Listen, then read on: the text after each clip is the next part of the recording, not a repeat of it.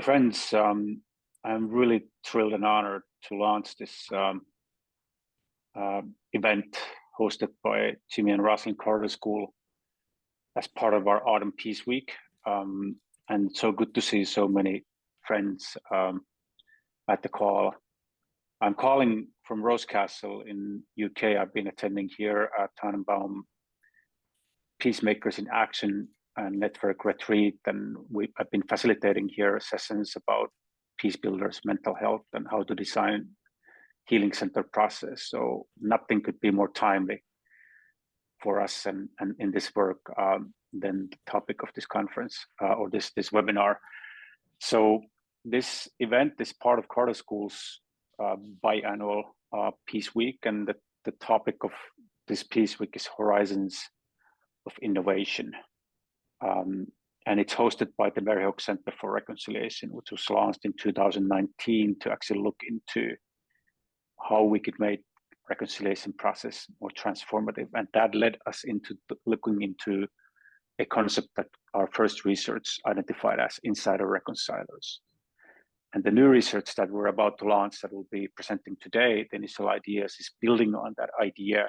I will be speaking more about it, but this is about the concept that how your personal healing journey impacts your thinking, what you are initiating and leading, and how does that potentially change the transformative nature and outcome of the process. And we hope this research will inform our field, not only theory, but especially practice, how to do this work more transformative. I've been thrilled and honored to follow how Leo Hilton and Deborah Shakir have been preparing this content, and we're super happy to have Rhoda Olad join us from Somalia, the Carter School, and become the Associate Director at the Mary Hoch Center for Reconciliation. All of these folks will be speaking later on, and so I'm handing to the Master Chief, Leo. The voice is yours, the floor is yours. No, that's beautiful, thank you.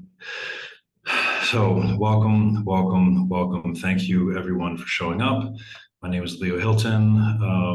I am a second-year PhD student here at the Carter School and also Transformation and Reconciliation Lab Manager at MHCR. And so I'll be leading the slides this afternoon along with my team, our team. So today we are covering healing-centered research and practice. And brief overview. We'll walk you through, give you a brief overview of what today's session is, along with some of the guiding questions that will guide our time here today, the more academic research question that is guiding our work, and then I'll stop sharing, let everyone introduce themselves, who our panelists are, give a bit of background, cover the early synopsis of where we are in the process of research and preparation, and then introduce the wonderful undergrad research team that we were able to hire and will be leading this work and developing it moving forward. Have some Q&A, maybe a breakout session or deeper discussion open wide, and then plenary, and come to a close. But for now, today, we are guided by the findings of our flagship study on insider reconciliation, and the new research focus of MHCR is healing-centered approaches to peace building and reconciliation. And today we'll be outlining a bit of the background, sharing an early synopsis, and pointing towards next steps. And yes, near the end, we will have an invitation for you to stay in touch and get involved. But the guiding questions for today, right? How does a trauma-informed lens risk keeping oppressed and marginalized people trapped in the trauma? Trauma-informed is a trauma-informed practice and is a commonly known term now, but what is coming to understand where the need for healing-centered approaches comes is from the limitations mainly of trauma-informed approaches. And so how trauma-informed approaches can keep people who are historically oppressed and marginalized trapped in the trauma, how can we use and how can a healing-centered approach serve as a liberatory framework that helps people break free from the systemic trauma trap? And the question that we all have, right? What does healing-centered peace building and reconciliation actually look like? And how can you recognize when you see it, and when you feel it. But Mary Hoch Center being a center for research, we have a more academic research question for the development of actual research studies. And so what are the relational, processual, and structural elements of healing-centered approaches to peace building and reconciliation? And how can we replicate those elements from one context to another in a way that honors local knowledge, wisdom, and leadership of Insider Reconcilers? And as promised, we have Antti Pentikainen, Rhoda Olad, myself, and Deborah Sacher as panelists today. And so I'll stop sharing my screen and ask each one to introduce ourselves, starting with you, Antti. What is your role in relationship to MHCR and healing-centered practices and research? Thank you, Leo. So I do hold a title at the Carter School, which is Professor of Practice, which means that I'm not tenured. I've been doing peace mediation, but have this incredible opportunity to spend part of my time with that incredible school and students looking into some of things that I really picked up and find daunting and super challenging and beautiful in the peace mediation work. And one of the questions that really triggered my curiosity is that what does have our trauma, the way our brains function, to do with why peace processes are failing, and how could trauma-informed approaches to mediation and peace building actually make them more transformative? And that led us into the first phase of the research, and we were battling or working on the concept that John Paul Lederach created earlier in 1990s about insider parcels or insider mediators. And we're asking to the research, in our research, is actually mediation currently the most effective way of resolving conflicts that's there? And what's the relevance also of impartiality? And kind of came to the conclusion that, especially now when the high power mediation is more or less stuck, it doesn't make sense to try to pull those insiders out of their context into an arbitrary mediation role, but rather believe in their ability to impact and affect their constituencies and try to bring them closer together. And that led us also thinking about the well-being of these individuals, because they're under incredible stress in a active conflict situation when they're trying to advocate for some kind of reconciliation or healing. But then also there is an increasing interest on ceremony and rituals. USIP is going to publish a piece works probably later on, highlighting really nicely the role of rituals and ceremonies. But we're also up against some new thinking, and one of the new thinking that we have to really help to understand is kind of pushing the boundaries of the Western lens of mental health. My dear friend Mike Nikolchuk is here, and his wonderful Salama initiative has done some beautiful work on Islamic psychology, not only looking into the history, how Islam has contributed thinking of well-being and mental health, but also recognizing that there is this epistemology and ontology behind theory that then leads to therapy, and how complementary some of these traditions have to be and happily are to the Western mental health, which is often obsessed and kind of stays stuck in an individual approach and misses the element where we have to heal together, where rituals and ceremonies come to play a significant role. Another observation that I have really found super fascinating is kind of the role of spiritual injury in the core of a lot of harm, and therefore the role of spiritual healing, which to me also means the way we view ourselves, the way we view our place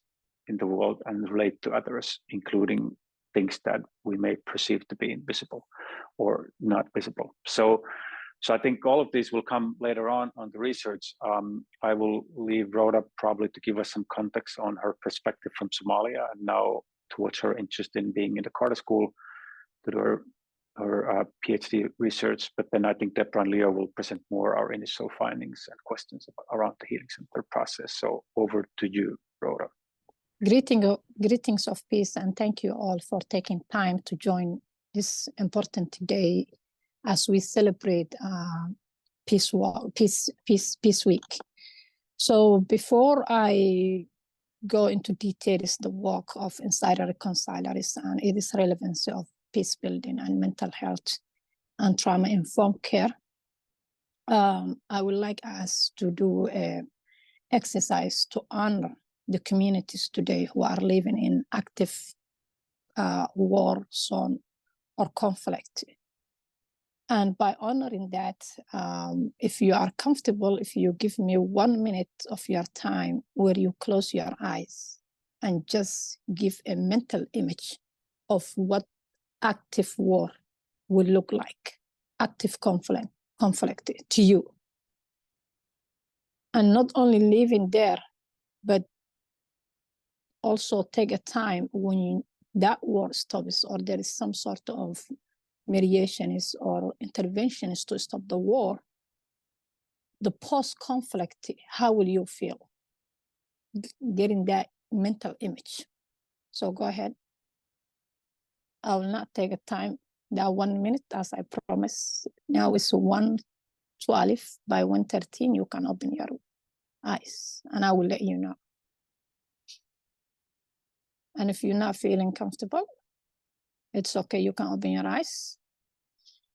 Okay, and I think 1 minute to close the eyes is even longer than you can think of it. So feel free to open your eyes.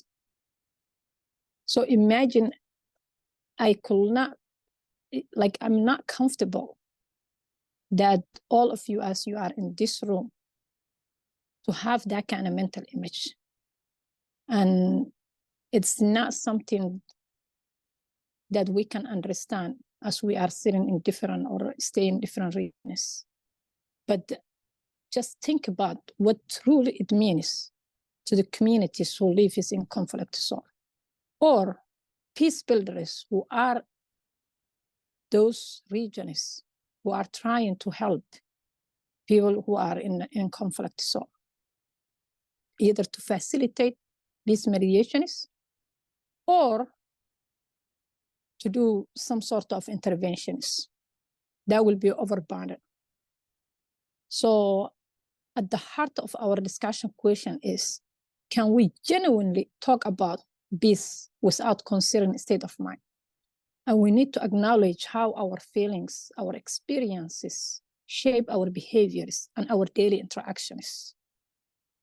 And one significant contribution that we can make together as we explore this topic of healing-centered approach is how we can contribute the voices of the community that affected to the war, how we can better their lives, but not also forgetting ourselves, our own well-beings, as most of the time it happens. So this has led me to leave my comfort zone in Columbus, Ohio, where I did my undergrad psychology and my graduate school clinical mental health counselor. And that's led me to go back to Somalia. And as I was doing grassroots advocacy and awareness, I came up with the better approach that I can impact greater will be using both clinical approach and psychoeducational approach as an intervention of peace building. Much of what I find out is useful is when I use psychoeducation approach and only need to address clinical approach when it's needed. But also it became very important and critical to have it around you, whether it's academia or field experienced practitioners. And my work through last 7 years, I have been advocating and linking to my work in institutional linkage, because I came to a realization that only doing consultant work or working on organizations will not have a long-lasting impact. And that is why I decided with my other colleagues and partners how we can link this work into the institutions in Somalia, in Eastern Africa. And we expand through gathering of what we call co-creation, that we come together every year in the Horn of Africa, practitioners of mental health and peace builders, and ask ourselves, how is our journey of healing look like? How we can better our work, and how we can support each other, and how we can have a voice into international organizations and institutions of the countries that we are working to advocate for policy level into our work. That has become a very successful gathering for last 2 years that we were coming together, where we formed Eastern Africa Network to support the MHPSS work. That was not exist 7 years ago when I go back to Somalia for this work of mental health.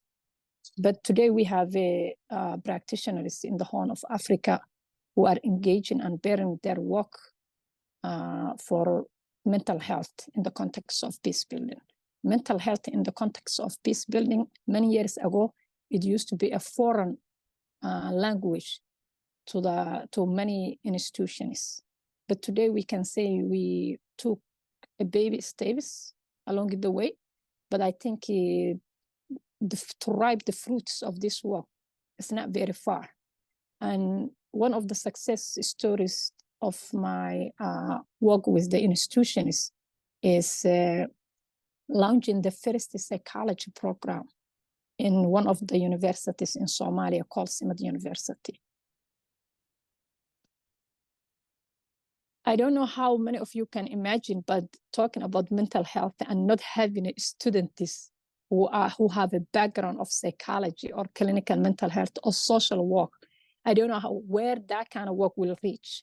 So those are what I was struggling past 7 years that I was in the country, and very fortunately that I get people who hear my voice, and that's how we launch. And now here today, I'm sitting in Carter School, and I think I can claim one of the co-founders of Mary Hoch Center for this kind of work, and being here to synergize and take into the scholarly work and have a support of graduate students and colleagues of PhD interesting to inform the world the trauma healing and healing what it means healing-centered approach. I'm really glad and I'm looking forward what we can contribute to link the ivory tower, people who are in the ivory tower and people who are in the field, and how we can close that gap is the reason I'm here today. I'm looking forward to our discussion as we go on the presentation. Beautiful. Thank you. Thank you. Now, if we can introduce Deborah. Hello. My name is Deborah Sacher. I use she, her pronouns, and I work on the healing-centered approaches to peace building and reconciliation work here at the Mary Hoch Center for Reconciliation. My apologies for background noise. I am on the Fairfax campus at George Mason University. It's a busy place around this time. So I'll briefly say that my work in this area has been really interesting in terms of not only exploring the aspects of healing-centered approaches from more of an academic lens, but also from a personal and interpersonal lens. I think looking at all levels of where we can apply healing to the way in which we approach conflict and reconciliation is useful for everybody. And so that's been really meaningful way to dive into the work. Thanks, Leo. Thank you. So, and I am Leo Hilton. Again, second year PhD student, Tiara lab manager. And I am also currently incarcerated in Maine State Prison. So as we go forward today, if you hear some background noise here, that is what it is and is unavoidable. And it is such a blessing to be here in this position, to be able to lead healing-centered research and practice. Because as someone who has experienced and inflicted trauma in my life, part of my ongoing healing journey is supporting other people in processes in their healing. And so being welcomed here at the Carter School, rather than ostracized and otherized, as is the norm in our society, is a massive, massive blessing. And so I bring personal experience into this, as well as that has become the center of my scholarly work as well. In restorative transformative justice. All of it is very much healing centered. And so here we are, and diving into a little bit of background, I will take off my own spotlight and reshare my screen. And we will get into the heart of this sharing today. And I was really good about keeping that where it was supposed to be, and then moved it. So here we are with a little bit of background, if we could, on healing-centered approaches to peace building and reconciliation. I'd like to invite Rhoda, if you can give a little more. It was beautiful to hear Angi and Rhoda share a little bit of the overview of Insider Reconciliation and practice. And I'd like to invite you, Rhoda, to speak to the Insider Reconciliation study that we led here at MHCR. Thank you again. And I think I already touched some of the reasons what has led us to do this study, and what we are trying to understand is, as Ante also explained, is we have heroes on the ground who are doing such an incredible work, but without supporting them in connecting their work into the policy and be able to make informed institutions, make informed decisions on their work, also supporting of their well-being, it will be very difficult, and it will go around, and some of organizations and individuals at the end of the day will give up. But how that will look like in the context of peace building? Is it really, do we want people to get burned out and not get enough support of their work? So we are hoping, we have done 2 policy briefing while I was back in Somalia, but now this will further the research component on an academia work of understanding their work and what are the gaps and how to support that. So I will let you, Leo, explain more what this look like on this. What is this? What this research is going to look like for Insider Reconcilers. But in my experience as field experience, I think it's the biggest opportunity for individuals who have been on the ground to support it, and to get this kind of support will really make a big difference and impact to their work in the country. Welcome, Leo. Beautiful, thank you so much. And I would also like to invite Angi, maybe if you'd like to share a few words about the policy briefs in particular and some of the findings. Yes, and first of all, I also want to say to everybody, Leo mentioned his situation. When I have been speaking about him to the Peacemakers, Tannenbaum Peacemakers in Action network here, I've mentioned that we have this hero who's gone through this incredible transformation, and how resilient and strong and how much he is able to endure because he's done his own healing work. And we can only imagine when Leo will gain an opportunity to help the incarceration process to actually become healing process, what that would mean because of the work he has done on himself. So Leo is an example what it means how much your own healing journey can affect your thinking, what the process may look like. So the policy briefs, we wanted, even though our first research article is just being, peer reviewed, and we haven't yet published that. Sorry, my camera was off. We wanted to come out with the policy briefs just to be able to early on advise some of the insiders themselves and just advise them to take really care of their well-being, which means that unless you look after your well-being, it will affect your ability to work, but it will also affect your thinking what the process could look like. And for peace-building organizations and funders and governments, we wanted them to, so there's a lot of background noise also here, but we wanted to make sure that they understand how to involve insiders in designing of this process. We often think that we can pre-plan something, but we also wanted to highlight how successful transformative processes require sharing the ownership, but also being incremental, and then also providing the opportunities for the insiders to actually shape the way these processes are designed, not just being instrumentalized. So we advise to be really careful on utilization of insiders, and so then finally, sure that those who are designing the funding instruments also don't only focus on big organizations that are currently eligible for grants, because people like Rhoda or Tekla Nematjana, they work from often very small organizations that often have not been able to achieve grant funding, while the real innovation, how do you do the integration of MHCR is the peace building happens by actors like them.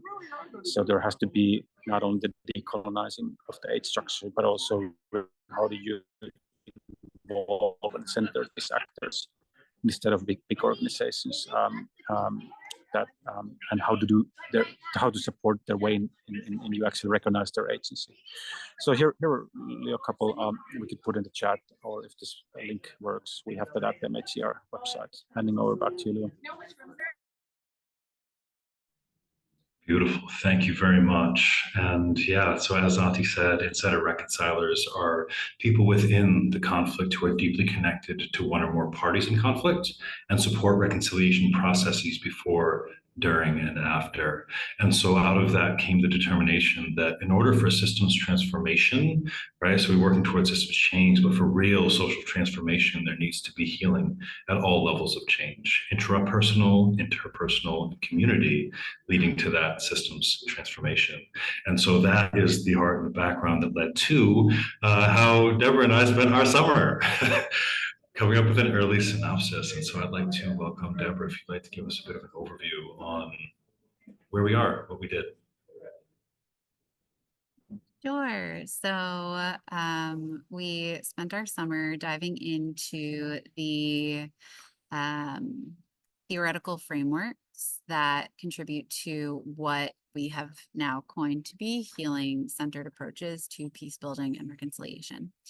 So some of the main facets of this area of work come from the three doctors you see on the screen: Dr. Ginwright, Dr. Yoder-Maina, and Dr. Rob.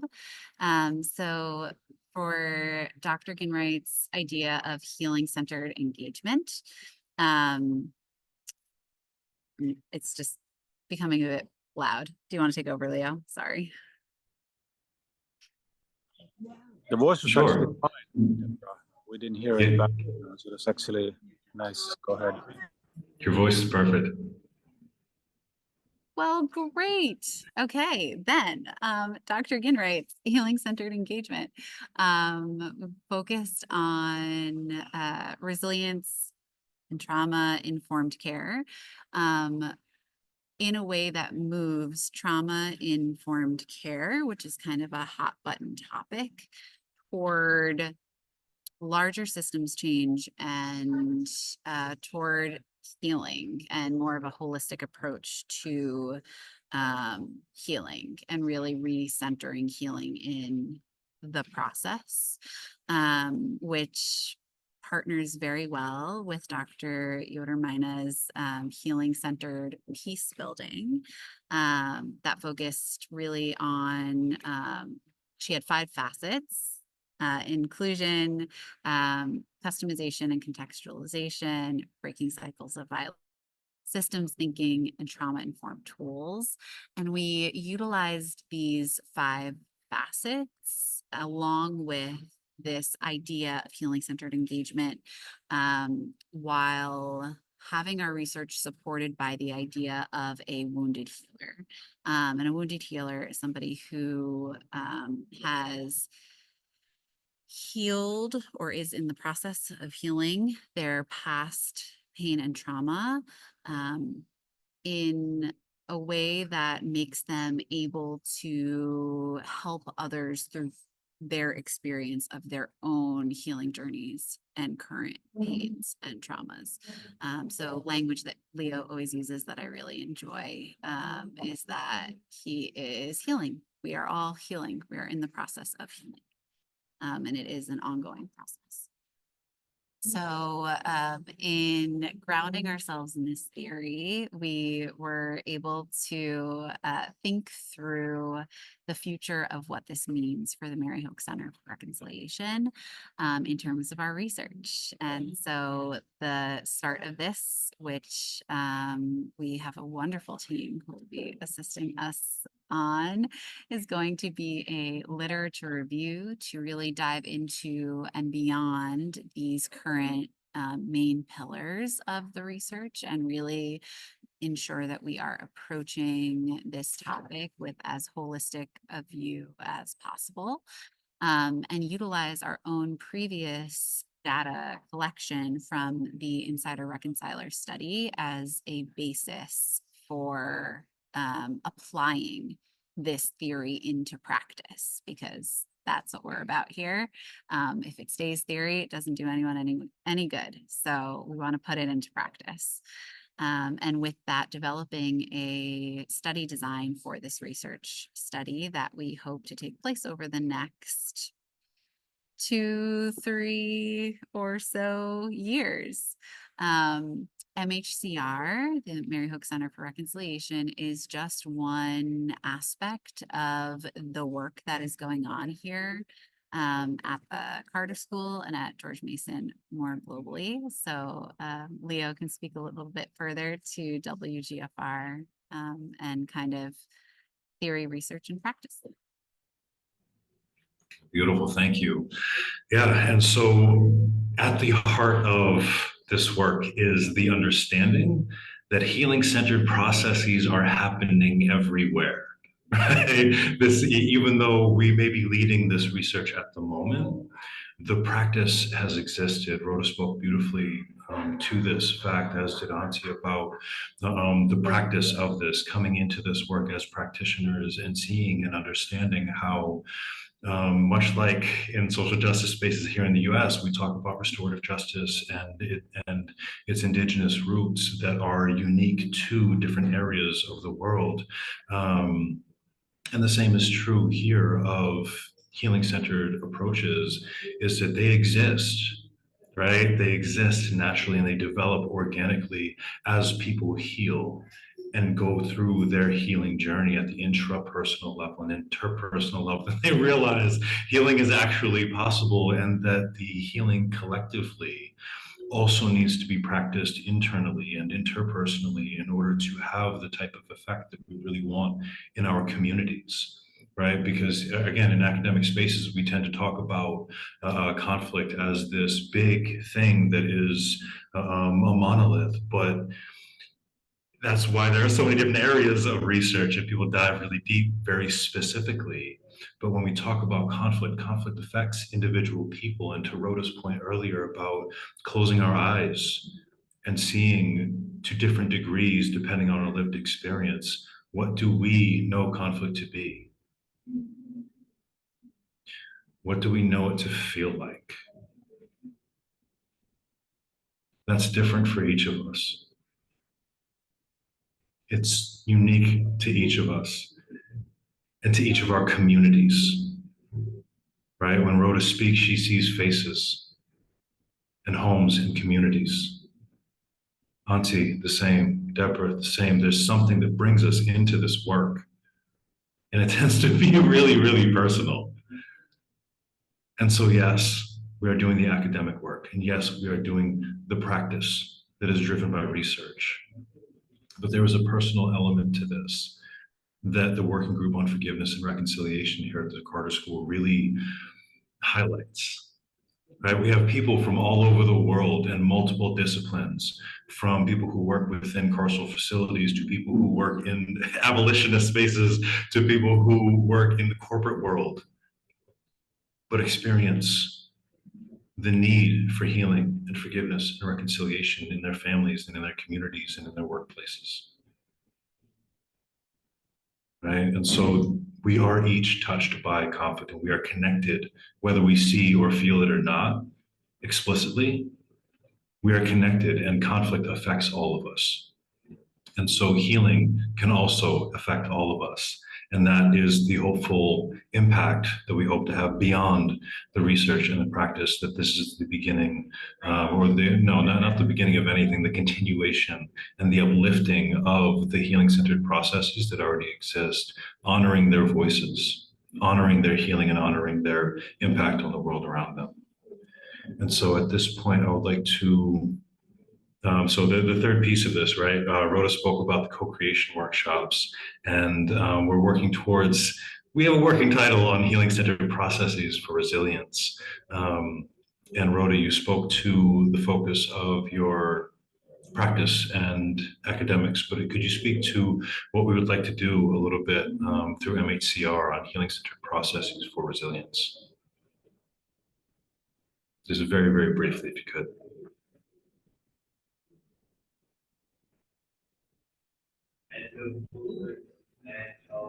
Thank you, Leah and Deborah. You explained very well healing center approach and how it's meaningful and connected to our work.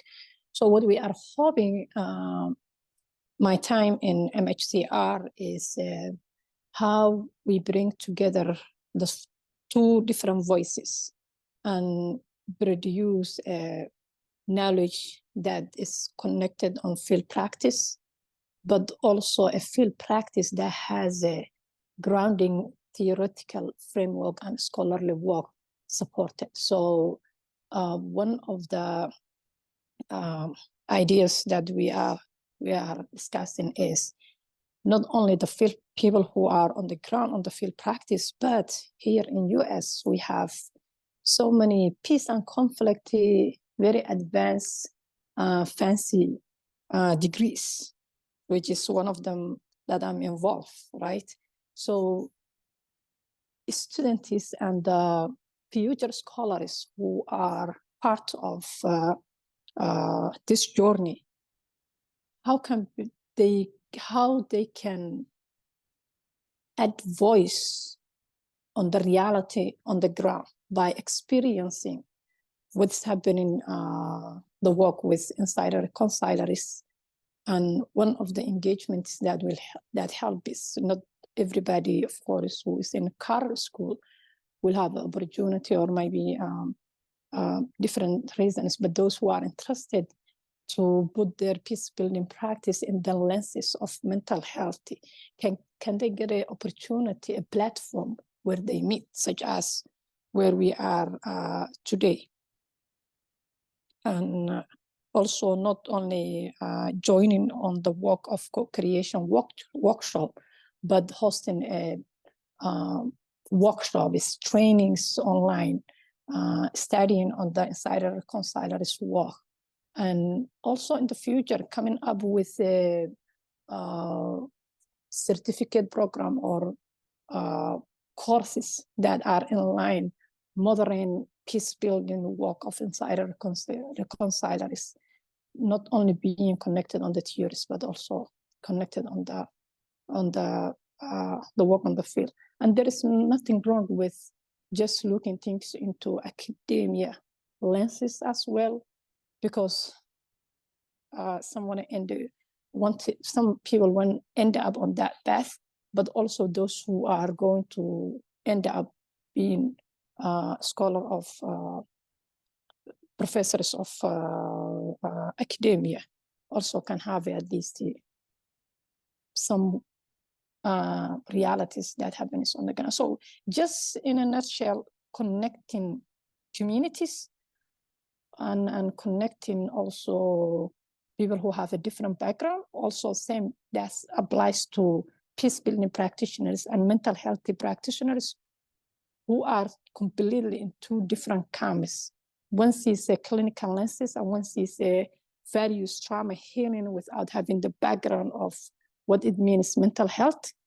Also, can we create a literature that addresses that to close that gap? So, of course, as I'm here longer enough, I think that my ideas and everything will evolve and change and advance and better.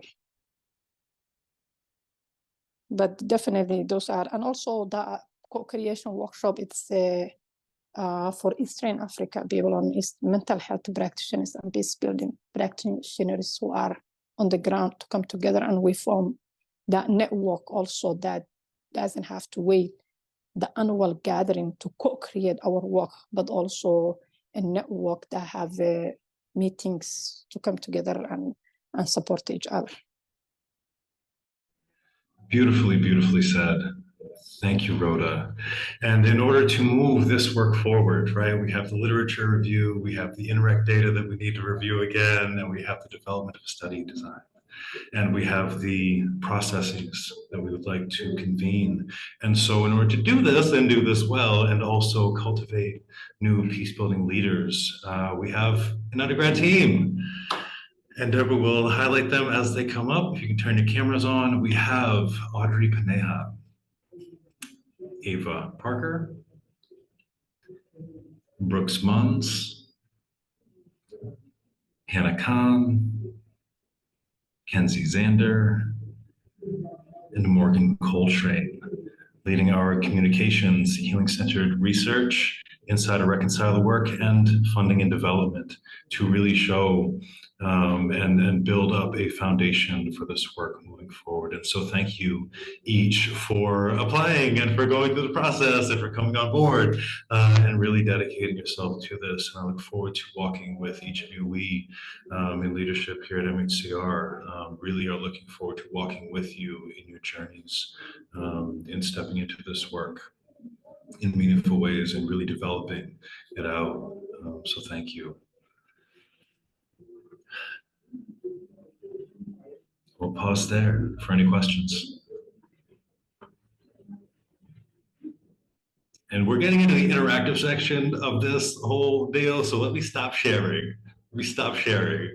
And invite, please, if you feel comfortable doing so, or even slightly less than comfortable doing so, if you could come on camera so that we can have a little bit of a lively discussion, not just for the questions, but to really start talking. Right, because something brought each of you to the space today. And it's really important for us that as we move this work forward at MHCR, there's also support for practitioners. And you may not call yourself a practitioner, right? This is one of the conversations that we have internally. Insider Reconcilers, did they call themselves Insider Reconcilers? Probably not. Auntie actually coined that term, but they were doing the work. Right, they were working towards reconciliation and healing from the inside, and this is work that has been happening. And so, each of you who showed up here today, right, you have something that brought you into the room, and you have lived. You exist outside of this space. This is a little virtual room that we're all hanging out in right now, but we each exist outside of this, and we bring lived experience, lived expertise that you each have to bring in and contribute to this space. And so this is where I'd like to invite that. This is the space for that, for us to engage more fully and collectively. So we'll start with a couple of questions and then really be here to learn and hopefully heal a little bit together. And you can ask questions of any of the panelists or just a rhetorical question of, hey, this is something I'm struggling with and really would like to know, so that we can be guided by you. Colonel? Hello, everyone. Good to see you, by the way, brother. I'm going to say, it's great to see you. Always much love to you, Leo. So it's difficult for me as I wrap my head around the beauty of the work that you all are doing, because the conversation around trauma had its moment, and I think that's very important. And it's time for us to talk about the healing that we do after acknowledging the trauma. But the thing that's difficult for me is, we live in this hyper capitalistic society. And I literally just came from another session that talked about, in terms of job growth, mediation seems to be growing very rapidly. And while I love mediation, I think it can do great work. How can we integrate a healing centered approach into a process where the mediator is, trained to be neutral and impartial, and to guide people through a process that culminates in an agreement in most traditional mediation training programs? How do we inject the healing into that kind of process? That is a beautiful and powerful question. I'd like to invite Anti or Rhoda, if you'd like to take that one first. Sure. Or do you want to take first couple of questions? So we're not just only speaking, we can listen to the wealth of knowledge online. So I've taken note of it, but we'll just invite others to also ask. Yes, and please, as we talk and as people talk, any questions that come up, please throw them in the chat as well. But if there aren't, as others are. Jonathan, please. Oh, Jonathan, please. Hey, good afternoon to everyone. So one of the things that caught my ear is when Auntie referred to the role of spirituality in the healing process. And some research that I've done historically, I've seen a lot of work come out of Dr. Harold Koenig out of Duke University. He is a psychiatrist, but also has the handbook on religion and health that talks a lot about that. So I would encourage people looking at that as they look at how to reintegrate people healthily into society. And then I'm also encouraged by that because when you talked earlier about the Western approach to mental health, Dr. Lisa Miller at Columbia University referenced that in her research, that participation in a faith community would be the equivalent of a magic pill to heal mental health. Now, obviously, people in religious communities are still involved in conflict around the world, and it does give them a place of healing and community, but particularly it also can enhance the level of trauma that they feel when they're targeted and people are killed in their communities. So I'm interested to hear about the work that you all will be doing in those arenas and how we can avoid a siloed approach to the overall reconciliation process. Beautiful. Thank you, Jonathan. And yes, how do we break down those silos? Love hearing that word come out of somebody else's mouth. Thank you. That's some of the work. And thank you for the resource too. Shared Dr. Koenig's link at Duke there. And Leah, please. Yeah, hi. Thank you so much for your presentation so far. My question also has to do with the training for facilitators. I was wondering about the pros and cons of bringing in outside facilitators. So third party people from not involved in the conflict versus having people that are directly involved or grassroots leaders being trained themselves to be facilitators of conflict transformation and reconciliation in those terms. So yeah. Shall I go, Leo, or shall we take more? Beautiful question. Thank you. Any other questions, please feel free to drop them in the chat. If we maybe have one more, beautiful. Otherwise, Auntie, please. Yeah. Can you hear me? Is my voice coming through? Beautifully. Okay, yeah, so beautiful questions, thank you. And if I start with Colonel, I think Leo could probably better respond on the restorative mediation process, but I've been a little bit training Finnish legal mediators and being involved in developing trainings on restorative mediation, which kind of builds in the loops that build the opportunities of healing. It's super well thought through and actually tested process, and I think in those contexts proven to be very exciting. But just kind of zooming out from the legal mediation, or to prevent issues to go to court, what I just as a peace mediator recognize is that the work within and between requires much more than just getting things on a paper, and so that's kind of, and if we don't inject healing into the process, the trauma pulls it back so quickly into the repetitive cycles of conflict. And that's why I've also, when I've been observing the racial justice struggle that seems to be taking forever in the United States, it's probably also because we're seeing the victim-aggressor cycles feeding each other. And there's something that needs to involve also the party that has been and is causing the harm to transform and regain their humanity in the process, which cannot be only enforced. It may require litigation, but it has to also be invitational, because that's how humans transform. To Jonathan, beautiful resources. Thank you for that.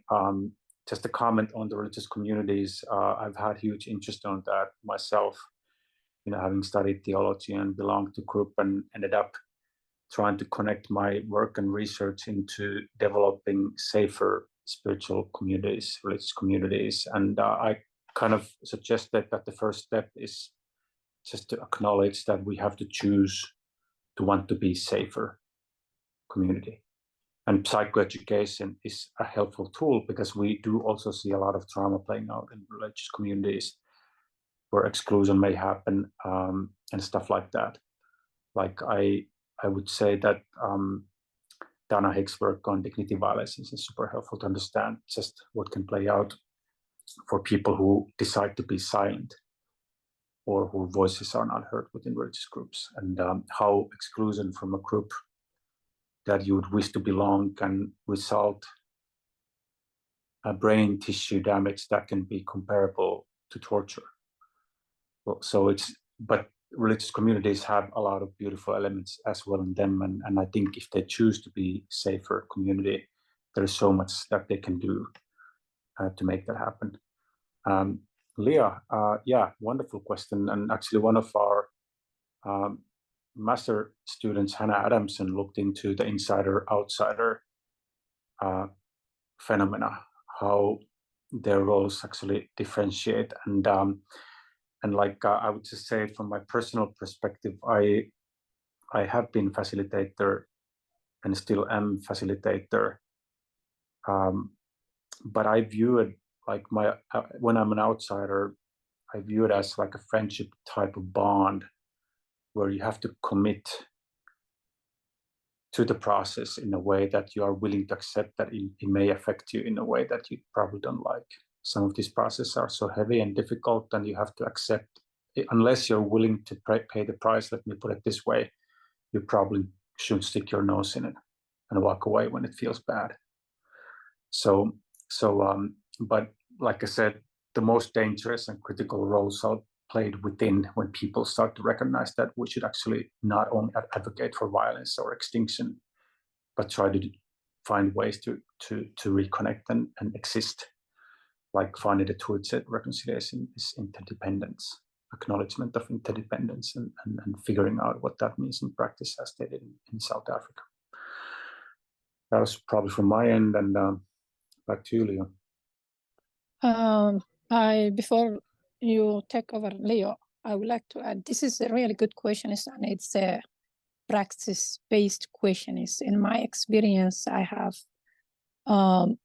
become a facilitator of wiring bodies. And one of the very helpful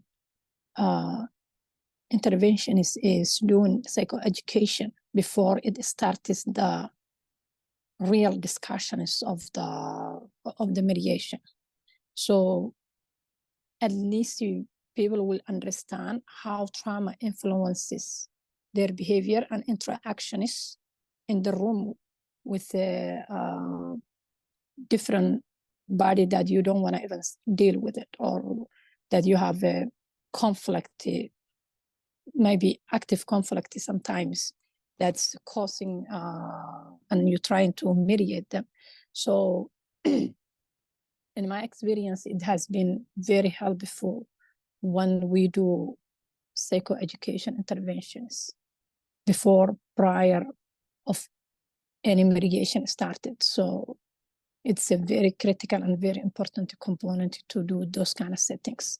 But as Auntie said, also, you have to know when to leave and when to stay to continue, because, and that I found, not the mediating settings, but post conflict, or when, like, other facilitation and other peace building gatherings, when people share their traumatic events, it goes deeper and deeper and deeper, where it becomes, it affects you on your well-being. So you really have to know how to lead, how to protect, but at the same time, being yourself when it comes the session facilitator.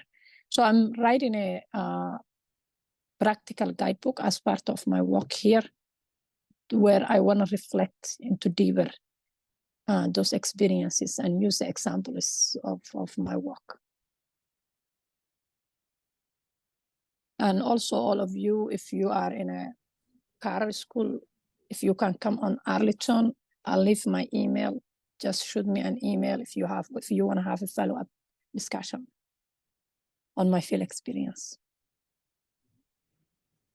Beautiful. Thank you, Rhoda. And yes, we encourage connection here. And on our last slide, we have we have our panelists' emails and LinkedIn pages for everyone to connect to. And yes, connect with Rhoda right there on Arlington. I have a virtual background to take me there, since I have yet to set foot on campus. But yeah, we love interpersonal connection in person. Strong supporters of that. And that leads me to Erin's question about embodied reconciliation. Right? So I have done personally some work on embodied practice in restorative justice and transformative justice, and the need for, and looking at Resmaa Menakem's somatic abolitionism, the need to rid our bodies of the structural violence and systemic racism that becomes part of, embedded in our bodies, in white body supremacy. And so there is that aspect of the work. And we are also including some embodied reconciliation is on our list of work that we are planning on reviewing. But if you'd like to share some of your work with us for a couple of minutes, that would be great. Hi, Leo. Thanks so much for sharing that. I'm just super fascinated in that sort of work. I haven't done any recent research in it, but I am exploring this new thing called trauma sensitive yoga. And so with that, it's focused a lot on embodied healing, and I'm quite curious about kind of like the linkages to that and its potential utility in these sorts of spaces. So yeah, I just wanted to hear what you guys might be doing in that space. So thank you for sharing. Thank you. And so now, if we could take maybe about 10 minutes to break off and really do a little bit of private sharing, right? Because there is, everyone has different levels of comfort here. And so, Deborah, if you could make some breakout rooms where we have no more than 5, we'll just spend 10 minutes reflecting on these questions. And please don't feel like you need to address all of them, but maybe take a moment and think what is most emergent for you as a small group that you would like to share, do a little bit of sharing. And then we can come back and carry that discussion forward towards the end. You'll see a little blue button pop up on your screen and hit join. And hopefully I will see each and every one of you back. Don't run. Come back in another 10 minutes. Welcome back, welcome back, welcome back.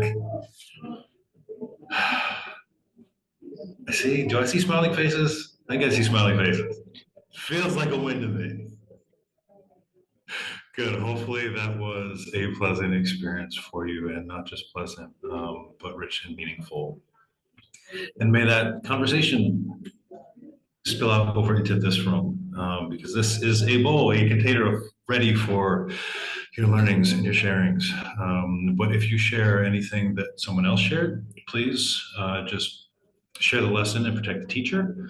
The purpose of the breakout rooms is for a little bit of more comfort and protection and privacy for people, to allow people and support people in going just a little bit deeper. So please share or any emergent thoughts or questions or struggles, any learnings that came out of it, what's sitting with you. Feel free to come off mute, raise your hand, do whatever. This is open. This is our time together for the next 7.5 minutes. Let's make the most of it. Hi. Hi, April. Can you hear me? Hi. I think I'm coming off from another conference over the weekend, and I am feeling, it's almost like I can't have words, but I'm trying to right now, of the differences of the vibes. And it feels more open here, and it's making me wonder about the more our personalized agenda is part of our work. Like, is that the barrier that keeps us not broadening? Like, I'm in the therapy field, and it's so much about, like, it just feels like, I guess what I'm trying to say is to care about other, to really want to continue to get curious around all of these layers and the deepness of trauma, and hold all of that. It just feels like, why do I feel different here? And I think some of it is because people here, it's almost like we've done more of that work, maybe. I don't know. And I hate that I'm in a comparing mindset, but just coming off from this 2-day intense conference, I'm like, whoa, it's like different. So I just want to throw that out and say thank you as well. That feels really good. So yeah, hopefully that is, again, not in a comparing mindset, but still feels good to be on this end of that comparison. And great to see you.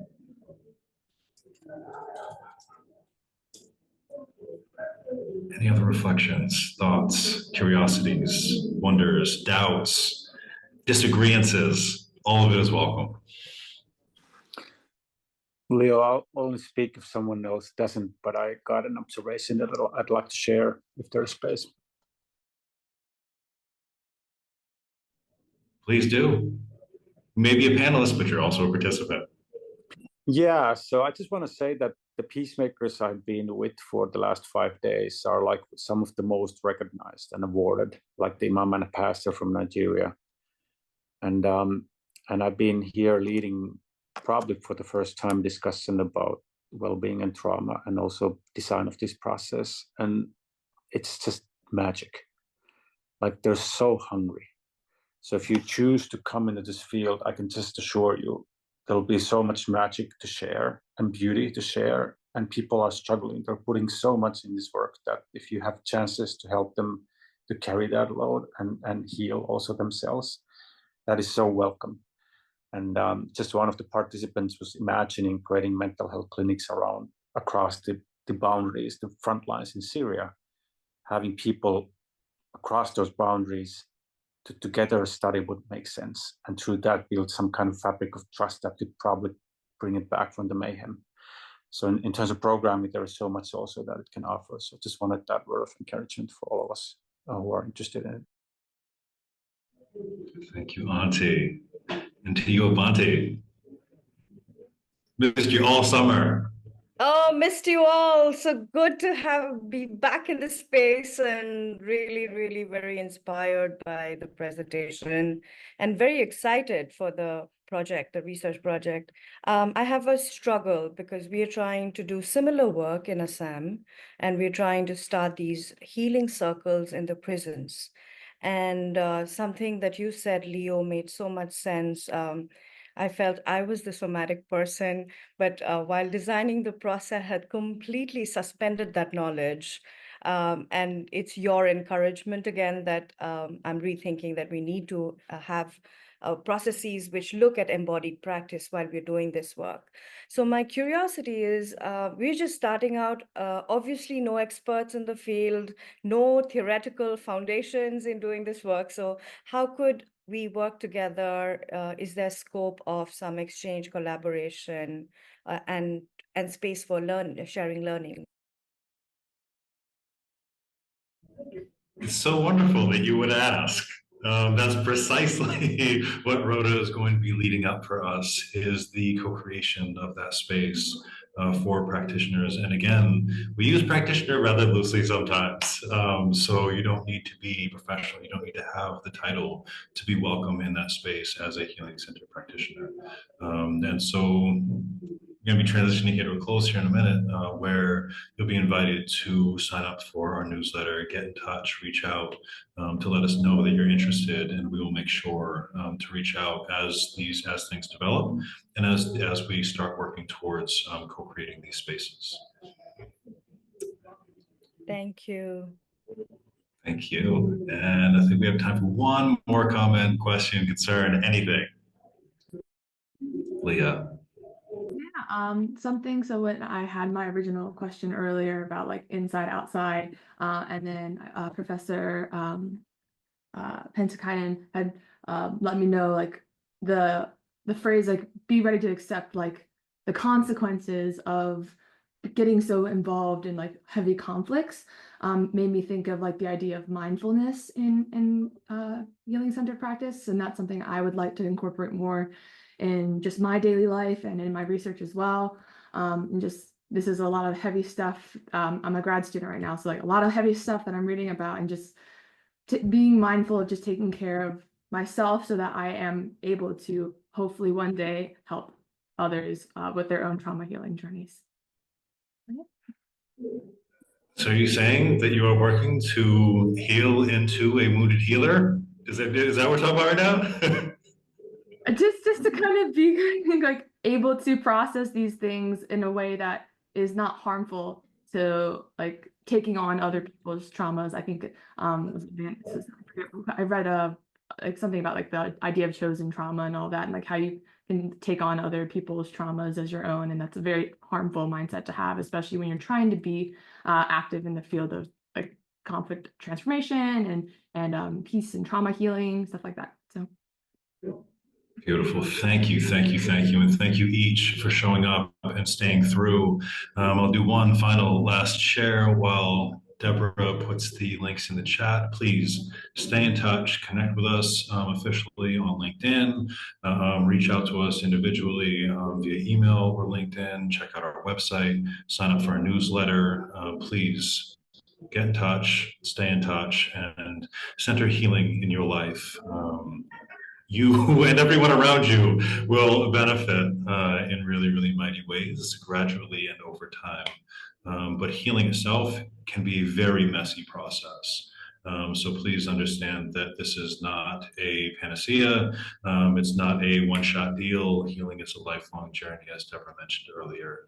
And so for Auntie, Rhoda, Deborah, myself, and our wonderful undergrad team, we thank you very much for showing up, for staying through, and for engaging so richly and meaningfully. Please go forth, be amazing. Come off mute, say goodbye. See you soon. Thank you. Go forth and be brilliant because you are. That's right. Patricia Malden, cited. Patricia Malden. And join our Cheers to team. her. You can see how fun it is to be with Leo, Debra, and Rhoda in the same space, and our new students. Join the team. Yeah, Take thank care. you all. You. I'm looking forward to you. Thank you.